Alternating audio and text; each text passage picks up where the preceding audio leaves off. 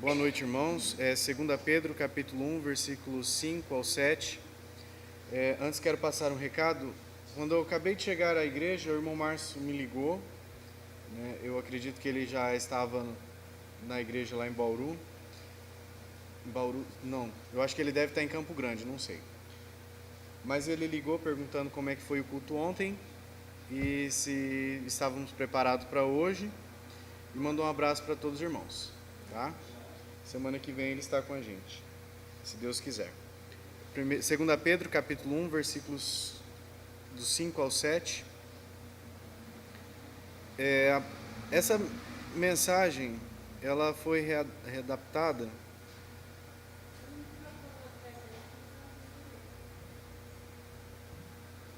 Tá bom? 2 Pedro, capítulo 1, versículo 5 ao 7. Eu havia preparado uma outra mensagem, mas depois eu estava fazendo um estudo de um pregador chamado David Morton Lloyd-Jones, e ele tem um livro, o livro é muito bonito, depois se os irmãos se interessarem para ler. Ele trata muito sobre... Ele foi um médico puritano, e ele se especializou e começou a tratar bastante na área da depressão espiritual. E ele elencava vários temas em que acontece na vida de um cristão e que acaba corroborando para que um cristão entre numa depressão. E um dos temas que eu achei muito interessante e readaptei e trouxe para os irmãos foi sobre a disciplina. E foi justamente um pouco da pregação de ontem e o que foi tratado hoje no culto da manhã, na escola dominical. Então nós vamos dar continuidade. E nós vamos ler agora 2 Pedro capítulo 1, versículo 5 ao 7. Que o apóstolo Pedro estava dizendo: E vós também, pondo nisto mesmo toda diligência, acrescentai à vossa fé a virtude, e à virtude a ciência, e a ciência a temperança, e a temperança a paciência, e a paciência a piedade, e a piedade o amor fraternal, e ao amor fraternal a caridade. Vamos fazer uma oração, irmãos? Pai, nós te agradecemos por esse momento, te agradecemos, ó Pai, pela oportunidade de falar de Ti, ainda que nós não somos merecedores, ainda, ó Pai, que não somos a melhor pessoa de estar pronunciando a Tua palavra única, verdadeira e genuína, mas que o Senhor nos ajude, que o Senhor nos use e que Seu propósito seja estabelecido, Senhor. Nós te agradecemos pela nossa vida, por tudo, ó Pai, que o Senhor tem nos feito, pelo que o Senhor tem nos dado, pelas bênçãos e principalmente por essa oportunidade que o Senhor nos concedeu de estarmos reunidos aqui. E em nome de nosso Senhor Jesus Cristo que nós oramos. Amém, Senhor. Irmãos, então nós vemos aqui que neste primeiro capítulo dessa segunda epístola do apóstolo Pedro, nós podemos dizer que ele estava tratando de uma das causas da depressão espiritual. Nós vemos que, de fato, o objetivo do apóstolo Pedro, nesta carta, era tratar desse problema. Ele estava escrevendo essa carta àqueles irmãos justamente para animar pessoas que estavam desanimadas. E desanimadas a tal ponto que elas estavam quase duvidando da fé que elas tinham uma vez aceita. E isso é algo que pode surgir como um perigo muito real, principalmente no estado da depressão espiritual. E essa condição, muitas vezes, ela persiste, ela continua, e muitas vezes leva a dúvidas, a incertezas, e a uma tendência sempre de olharmos para trás, para a vida da qual uma vez nós somos libertos. Felizmente, o apóstolo Paulo, então, ele dá uma descrição muito exata desse problema, principalmente nesses versículos que nós lemos, e ele nos conta diretamente uma série de coisas a respeito de pessoas para quem ele estava escrevendo essa carta. Por exemplo, após fazer a sua exortação, no versículo 8, o apóstolo continua dizendo: Porque se em vós houver e abundarem estas coisas, não vos deixarão ociosos nem estéreis no conhecimento do nosso Senhor Jesus Cristo. Ele diz: se estas coisas existirem em vós, farão de vocês o que não são no momento. Ou seja, farão com que não sejam ociosos nem estéreis no conhecimento do nosso Senhor Jesus Cristo, implicando que a condição deles, como nós lemos, era ociosa e estéril. Mas não é só isso, ele continua dizendo, para que eles eram cegos, nada vendo ao longe, havendo-se esquecido da purificação dos seus antigos pecados. Porque, no que ele diz no versículo 9, pois aquele a quem não há estas coisas é cego, nada vendo ao longe, havendo-se esquecido da purificação dos seus antigos pecados. E é o que nós dissemos, pessoas que têm tendência de olhar para trás, para aquela vida da qual uma vez nós somos libertos. Então nós vemos que na verdade há essa insinuação de que eles estavam tropeçando. E ele lhes diz que se eles fizessem essas coisas, quais coisas? Do versículo 5, versículo 6, versículo 7 e versículo 8, elas nunca jamais tropeçariam. E não só isso, mas se fizessem essas coisas, elas tornariam-se cada vez mais firmes à sua vocação. É claro que elas não tinham muita certeza a respeito destas coisas na ocasião em que o apóstolo Pedro estava escrevendo. Irmãos, nós temos que ter a certeza, e nós não devemos duvidar da salvação desses irmãos, de que eles realmente eram cristãos. Nós precisamos repetir isso, porque há pessoas que têm noções tão falsas e sem base nas Escrituras, as quais julgam que alguém que se enquadra nos termos em que o apóstolo Pedro descreve, são pessoas que uma vez não foram salvas, até duvidam da salvação, de que são pessoas que não são verdadeiramente cristãs. Mas nós vemos que, obviamente, essas pessoas elas eram cristãs, porque se elas não fossem, o apóstolo Pedro não estaria escrevendo para elas. Muitas pessoas, então, têm essa ideia errônea do cristão como alguém que está sempre vivendo no topo da montanha, que é o que o pastor Wellington falou ontem, de super-heróis. Nós não somos super-heróis. E muitas vezes nós temos a noção e temos a ideia de que o verdadeiro cristão, ele sempre tem que estar no topo da montanha, sempre tem que estar acima das circunstâncias. Há alguns que pensam que se alguém não está lá o tempo todo, isto é, no topo, não é realmente um cristão. Tal ideia sobre o cristão, ela não tem qualquer fundamento nas Escrituras. Essas pessoas eram cristãs. A condição é que elas estavam infelizes. Elas estavam vivendo uma vida ineficaz, que parecia que não as levavam a lugar algum. Não estavam ajudando também outras pessoas. Não só isso, mas elas não eram muito produtivas no tocante às suas próprias vidas. E sua fé não lhes dava gozo nem segurança. Por isso que o apóstolo Pedro diziam que eram ociosas e estéreis. Ociosas quanto a elas mesmas, e estéreis porque não dava frutos, não ajudava as outras pessoas. Então essas palavras realmente descrevem essas pessoas. Elas não estavam crescendo no conhecimento do Senhor. Então nós vemos que aqui está disponível este tremendo conhecimento e compreensão, só que elas não possuíam, elas não tinham crescidos neste conhecimento. Elas não compreendiam o verdadeiro significado da sua conversão. Elas pareciam ter se esquecido o fato de que foram purificadas dos seus pecados. Elas estavam vivendo como se isso nunca tivesse acontecido.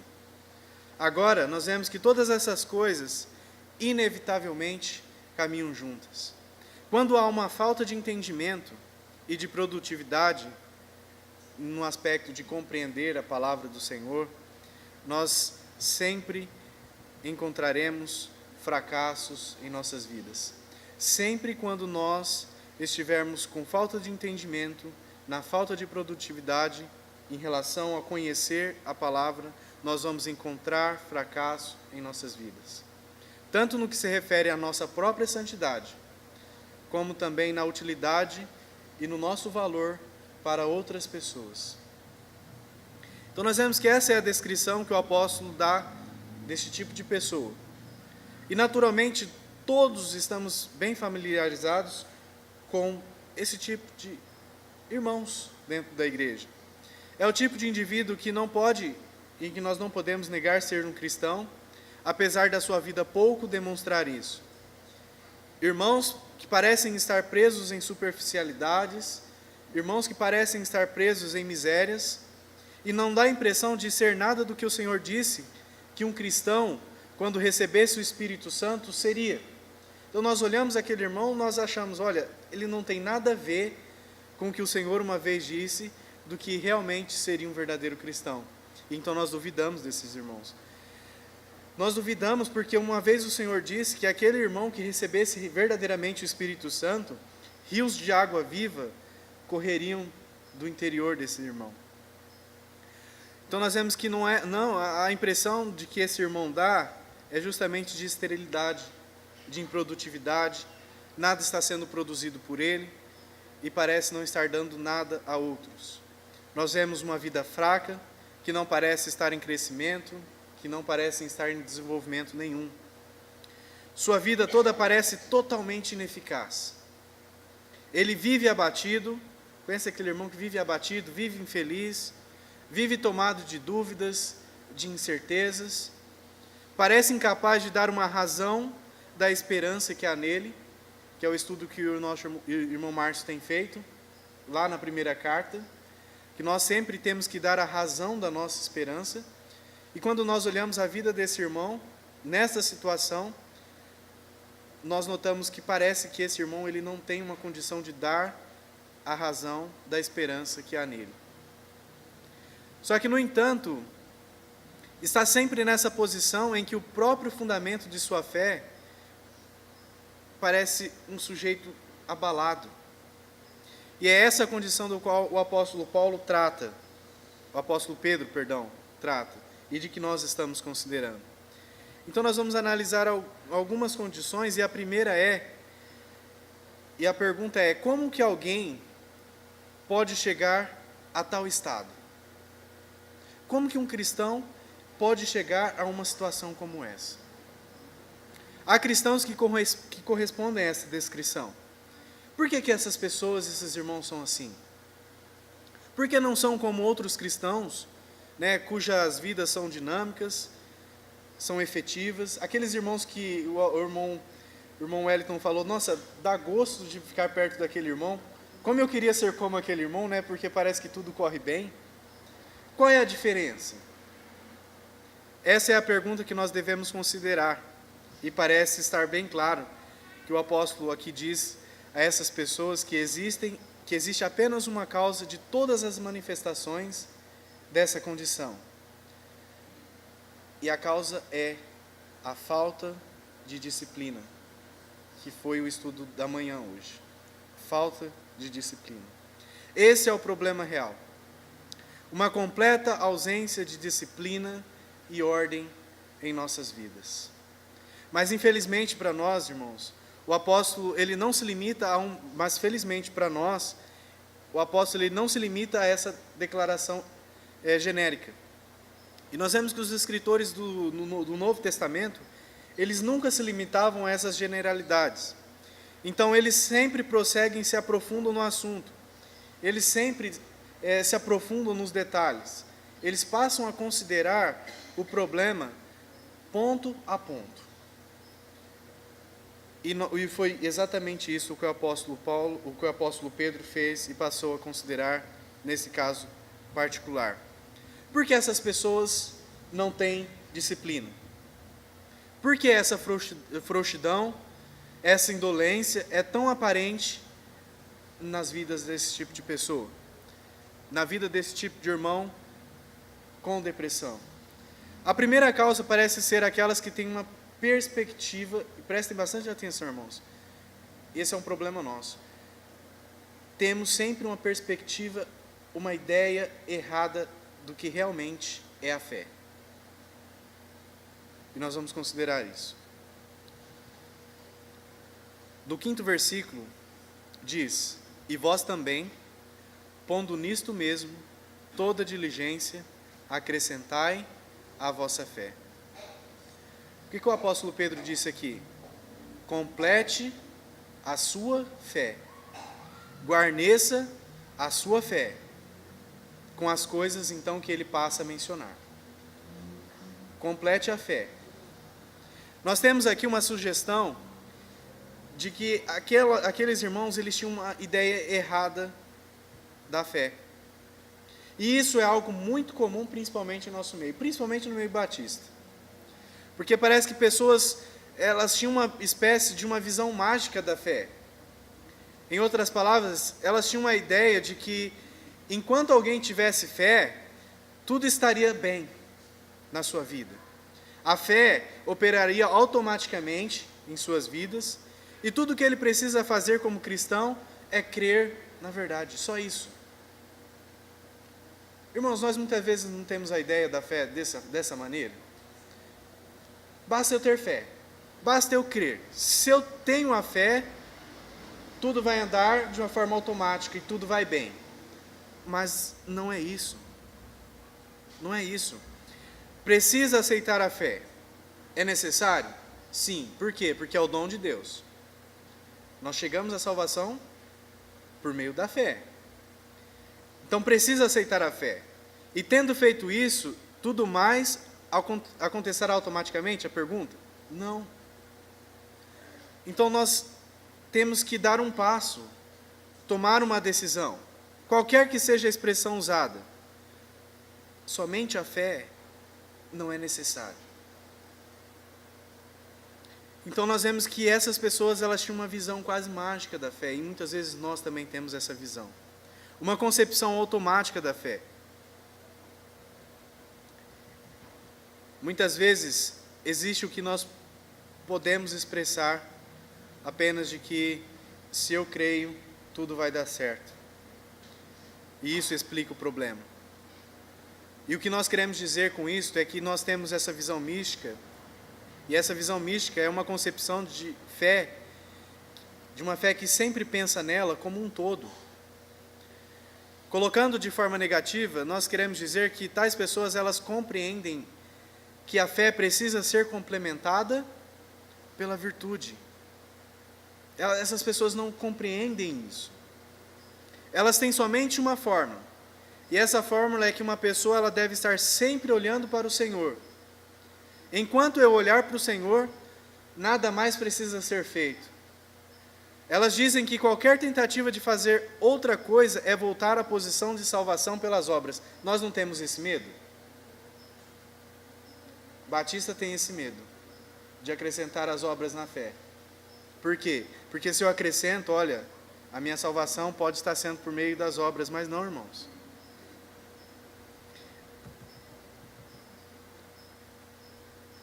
Se um cristão, ele tem um problema em sua vida, e simplesmente ele dizer, vou olhar para o Senhor, vou permanecer nele, não preciso de mais nada, está errado. O que o apóstolo Pedro diz aqui? Pondo nisto mesmo toda a diligência, acrescentai à vossa fé. Acrescentai à vossa fé. Acrescentai o quê? A virtude. Acrescentai o quê? A ciência. E assim ele dá toda uma lista. E existe esse erro muito comum. Nós podemos encontrar de uma forma muito interessante em pessoas que têm essa ideia, esse ponto de vista, que ao elas exporem certas passagens das Escrituras, onde dão muita ênfase, é colocado em detalhes, obviamente, elas caem em dificuldades. Por quê? Porque do ponto de vista dessas pessoas, nós não devemos nos preocupar com os detalhes. E o apóstolo Pedro nos diz que nós devemos nos preocupar com os detalhes. Nós devemos acrescentar. E dizem, há somente uma coisa a ser feita, permanecer no Senhor e olhar para Ele. E enquanto fizermos isso, não há nada mais a fazer. Esta é uma causa extremamente produtiva deste tipo de depressão espiritual e de letargia que nós estamos lidando. Tais pessoas passam o tempo todo nesta condição. E que condição? Infeliz. Tentam colocar em prática esta exortação de permanecer no Senhor e olhar para o Senhor, e por algum tempo tudo parece estar bem. Mas então, de alguma forma, irmãos, sempre algo acontece de errado. E parece não estar mais permanecendo. Sabe quando nós nos agarramos falando, estou olhando para o Senhor, estou permanecendo nele, mas vem algo e acontece. E parece que está tudo dando errado. Aí o que acontece? Mais uma vez nós nos sentimos infelizes. Mais uma vez cai em produção. Ou, na verdade, muitas vezes nem há produção. O problema volta. E assim passam a sua vida toda tentando manter essa posição. A única que reconhece. Então nós vemos que se trata de um assunto muito importante. E nós precisamos ter certeza de que a nossa visão da fé é realmente a visão do Novo Testamento. O que compreendemos do que o apóstolo quis dizer ao afirmar que nós devemos suplementar, que nós devemos acrescentar à nossa fé. A segunda causa dessa condição é, sem dúvida, irmãos, nada mais do que mera preguiça ou indolência, frouxidão, e nas palavras do apóstolo Pedro, que ele falou de uma maneira mais suave, falta de diligência. Porque ele diz, pondo nisto toda diligência. Ele quer ter a certeza de que nós entendamos bem isso. E repete no 10º versículo. Portanto, irmãos, procurai fazer cada vez mais firme a vossa vocação e eleição. Porque fazendo isto, nunca, jamais tropeçareis. Então, creio que todos nós sabemos algo a esse respeito. Existe uma espécie de indolência, de preguiça, que aflige todos nós. E que é indubitavelmente produzida pelo próprio diabo. Já não percebemos, todos nós, que no que se refere à vida espiritual, parece que nós não temos o mesmo zelo e entusiasmo, nem aplicamos a mesma energia dedicada da mesma forma como nós aplicamos na nossa vida secular aí fora? Faz uma comparação da nossa vida espiritual e da nossa vida secular, se nós temos o mesmo zelo, a mesma diligência. Eu me lembro de um pastor dizer, dá ao seu patrão o que você tem dado para Deus e veja por quanto tempo você vai permanecer naquele emprego. Dá à sua família o que você tem dado para Deus e veja por quanto tempo você vai continuar tendo essa família. E nós temos que fazer essa comparação, irmãos. Todos nós já não percebemos que nós podemos estar trabalhando com muita disposição, mas se paramos para um tempo de oração, já perceberam isso? Nós podemos estar afinco trabalhando aí fora, só que quando nós paramos para orar, o que acontece? Nós repentinamente nos sentimos extremamente cansados. Sabe quando vem aquela canseira? Perde a vontade de orar?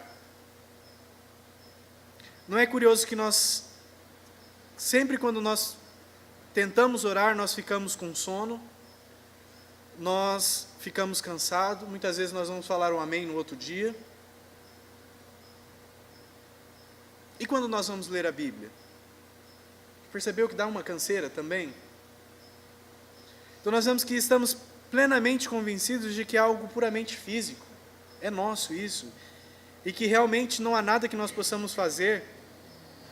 Mas é certo que a partir do momento em que nós começamos a nos dedicar às coisas espirituais, nós imediatamente vamos nos defrontar com esse problema de indolência, com esse problema de preguiça, em relação a nos dedicarmos com as coisas espirituais. Por mais alertas e dispostos e cheios de energias que nós pudéssemos estar antes de começarmos a fazer o que nós íamos fazer. Muitas vezes nós procrastinamos também, deixamos para depois. Nós queremos ler a Bíblia, nós queremos estudá-la, nós queremos ler um comentário, mas nós não sentimos a vontade naquele momento. Então o que nós fazemos? Vou ler depois. Por quê? Porque não é certo eu ficar lendo a Bíblia cansado, eu não vou entender mesmo. Não temos muito isso? Se for para ler desse jeito é melhor não ler, leio depois. E assim nós vamos procrastinando. Vamos procrastinando ao ponto de esperar um momento até que nós estejamos nos sentindo melhor e que haverá uma oportunidade melhor mais tarde, só que essa oportunidade nunca chega. Ou muitas vezes nós não temos tempo, ou também não temos oportunidade. Quantas vezes todos nós passamos por esse tipo de experiência?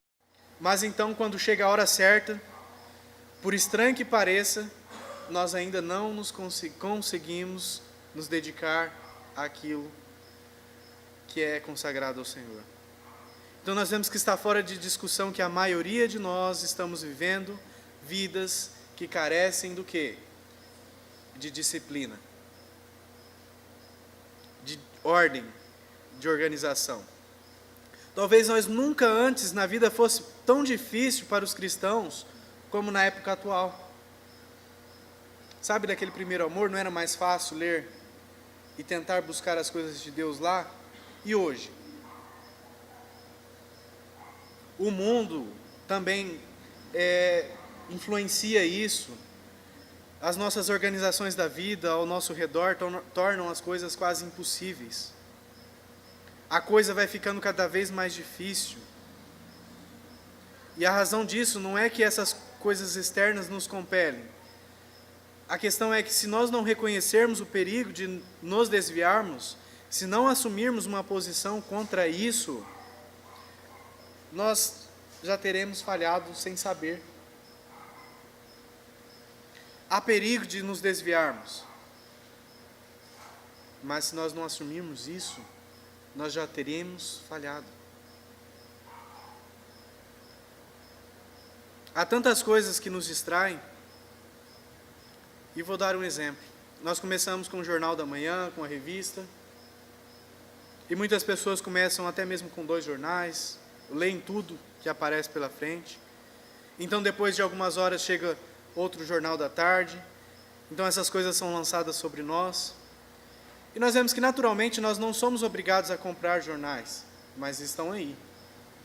E todo mundo faz isso.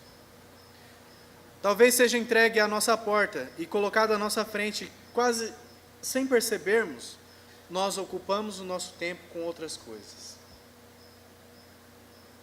Não preciso me deter também a detalhes. Eu falo de jornal, mas tem o rádio, tem a televisão, tem as coisas que nós temos que fazer, tem as reuniões para nós assistirmos. Sempre acontece um incidente aqui, um incidente ali, problemas sempre surgem. O fato é que cada um de nós está lutando pela sua vida no presente, lutando para controlar, para governar e viver sua própria vida. E todos vão concordar comigo, irmãos, quando eu digo que não há nada que nos é dito com mais frequência do que eu não sei o que fazer, parece que não tenho tempo de ler a Bíblia e de meditar como eu gostaria. Sempre temos isso. Sempre. A simples resposta para isso, irmãos, não passa de falta de disciplina. Uma falha em organizar a nossa vida. Não adianta reclamar a respeito das circunstâncias. Sempre nós vamos voltar para isso. E não há necessidade de discutir o assunto. Não adianta a gente ficar descabelando, discutindo a respeito disso. Não adianta. Todos nós temos tempo. Todos temos tempo. Se temos tempo para fazer tantas outras coisas, então temos tempo. E o segredo do sucesso nessa área é tomar esse tempo e insistir que seja dedicado às questões da alma, em vez de ser gasto com tantas outras coisas. E a segunda causa do problema, uma falta de disciplina em nossa vida, uma falha em organizar, comandar e controlar nossas vidas, como no fundo do coração sabemos que nós realmente deveríamos fazer. Sabendo agora de todas essas causas, vamos passar para o tratamento. E o tratamento é prescrito pelo apóstolo Pedro para esta condição. Ele diz, é simplesmente o inverso da causa do problema. Pegamos todo esse problema que apresentamos aos irmãos e o tratamento é o inverso daquilo que nós acabamos de falar. Em primeiro lugar e antes de tudo, e nós já dissemos, ele enfatiza o quê? Diligência. Pondo nisto toda diligência. Isso é disciplina. Façam o máximo de esforço, diz uma outra tradução. Isto é, fazer o máximo de esforço à luz dessas coisas. À luz das sagradíssimas e preciosas promessas que nos foram dadas, para que por elas nós nos tornemos participantes da natureza divina. Havendo escapado da corrupção do mundo, que pelas concupiscências há no mundo, por causa de todas essas coisas, façam todo o esforço. Ponham toda a diligência. Como ele diz no versículo 10, procurai fazer cada vez mais firme a vossa vocação. Então aqui nós vemos que está o tratamento, o exercício de disciplina e diligência. Talvez a melhor maneira de esclarecer esse assunto seja colocando num contexto histórico. E nós vamos ver que se pode olhar na vida de todos os irmãos da história da salvação, de todos os santos que já adornou a vida da igreja. Nós vamos perceber imediatamente que a grande característica da vida dessas pessoas eram o quê? Ordem e disciplina. E invariavelmente, a característica universal e marcante da vida de todos os grandes homens e mulheres de Deus era a ordem e a disciplina. Irmãos que disciplinaram suas vidas e insistiram na necessidade disso. E obviamente é algo bíblico que é absolutamente essencial. E é o que o escritor de Hebreus nos diz: é necessário que aquele que se aproxima de Deus creia que Ele existe. E o autor continua dizendo: e também que é galardoador dos que o buscam diligentemente. Nós precisamos ser diligentes em buscar a Deus. Mas alguém pode dizer: você certamente será voltado à heresia católica romana e à forma católica de devoção. A resposta a isso é que foi o apóstolo Pedro, o apóstolo inspirado, que se esforçou para nos lembrar de que todas as escrituras são inspiradas e que também nos diz que nós devemos acrescentar todas essas coisas à nossa fé e exercer toda a diligência ao fazer isso. E o apóstolo Pedro diz: sejam mais zelosos, sejam ainda mais ativos.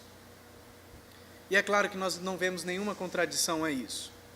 O erro da justificação pelas obras, o erro da salvação pelas obras, está em confiar na disciplina de sua própria alma para salvar a sua alma.